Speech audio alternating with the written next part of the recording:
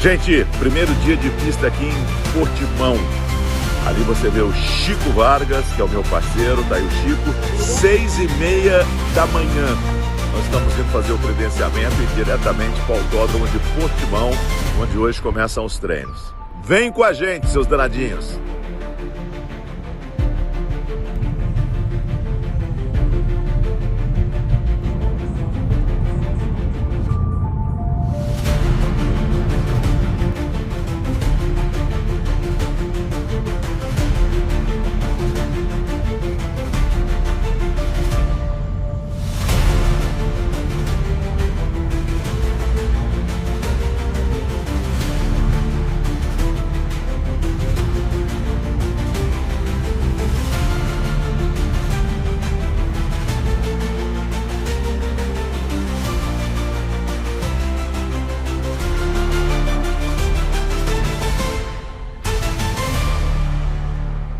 Nós estamos em outro ponto aqui do Autódromo Internacional do Algarve.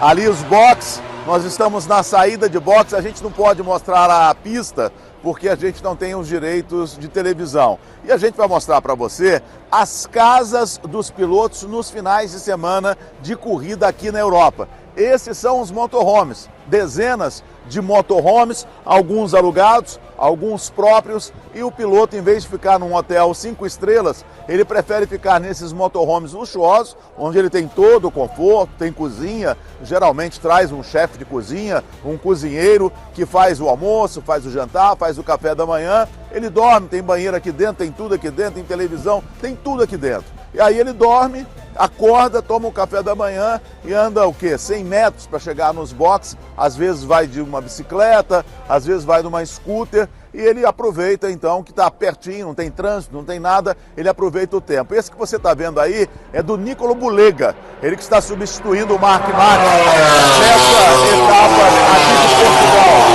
Aí você vê ele que corre na Superbike, esse é um motorhome Mercedes que vai para a Superbike. Aqui do lado a gente tem um motorhome de 2 andares, olha só.